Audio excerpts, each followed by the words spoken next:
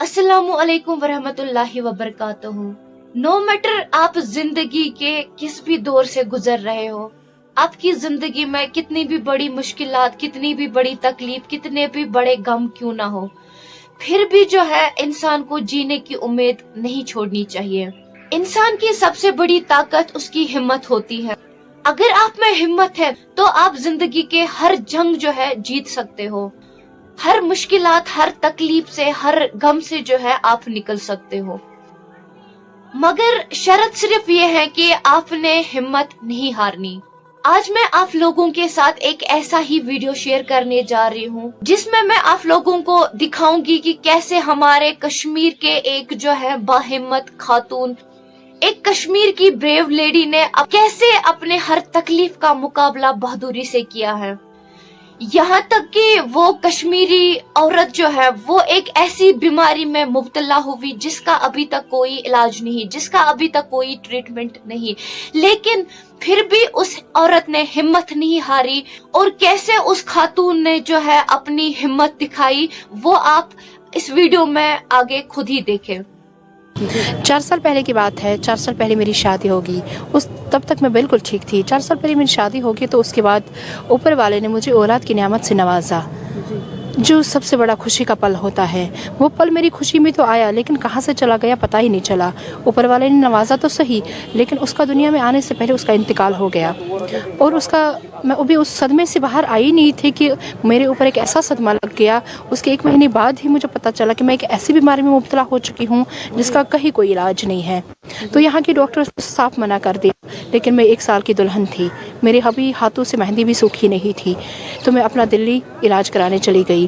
तो दिल्ली में जब पता चला, जब मेरा ट्रीटमेंट हुआ तो पता चला कि मुझे सच में माइस्थीनिया ग्रेव्स का लास्ट स्टेज है, जिसमें IVIG डोज के बगैर मेरा कोई परमानेंट सोल्यूशन नहीं है।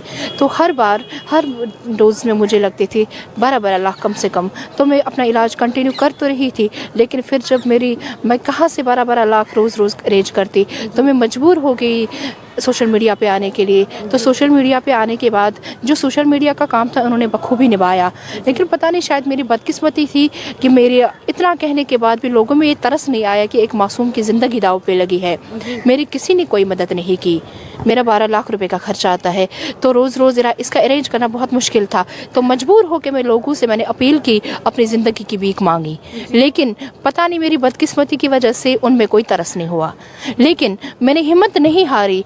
भले ही मैंने कुछ दिनों के लिए ये दुख तो बहुत हुआ कि क्या हमारे कश्मीर में अब इंसानियत नहीं रही, क्योंकि हमारे कश्मीर के लोग अगर कुछ भी हो हम हमेशा खड़ा रहते हैं हर किसी मदद के लिए।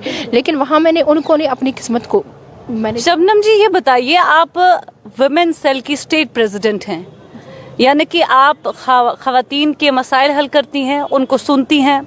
आज आप इस बीमारी में मुब्तला हैं, लेकिन फिर भी आपने हिम्मत नहीं हारी है और बाहिम्मत तरीके से आप अच्छे से काम कर रही हैं और आज भी खड़ी हैं। आज भी आपको देखा गया काम करते हुए, या उससे पहले भी जब से आपकी बीमारी जो है इसका पता चला, उसके बाद भी आप काम में बिल्कुल अपने लगन से आप काम कर रही हैं और मुसलसल अपने डोजेस भी ले रही हैं। तो ये बताइएगा इसके पीछे क्या राज है और आप क्यों रेस्ट नहीं कर रही, जो आप काम कर रही हैं मुसलसल? मेरा यही मकसद था कि आज अगर मैं लोगों के सामने हाथ फैलाने पे मजबूर हो गई, जब मैंने ठोकर खाई, कहते हैं ना ठोकर जब इंसान खाता है तो बहुत कुछ सीख जाता है। बिल्कुल मेरे साथ भी ऐसा ही हुआ। जब मैंने ठोकर खाई तो मैंने भी बहुत कुछ सीखा। मैंने हिम्मत बिल्कुल नहीं हारी, बल्कि अपनी हिम्मत को बढ़ाया, ताकि आज जो मैं लोगों के सामने हाथ फैला रही हूँ, कल जब तक मैं जिंदा हूँ मैं कुछ ऐसा कर सकूँ, ऐसा करके जाऊँ कि कल कोई किसी के सामने हाथ फैलाने को मजबूर न हो। तो इसलिए मैंने अपना घर बेच के ये फाउंडेशन को तैयार किया, इस ऑर्गेनाइजेशन को बनाया, अपनी पूरी टीम को बनाया।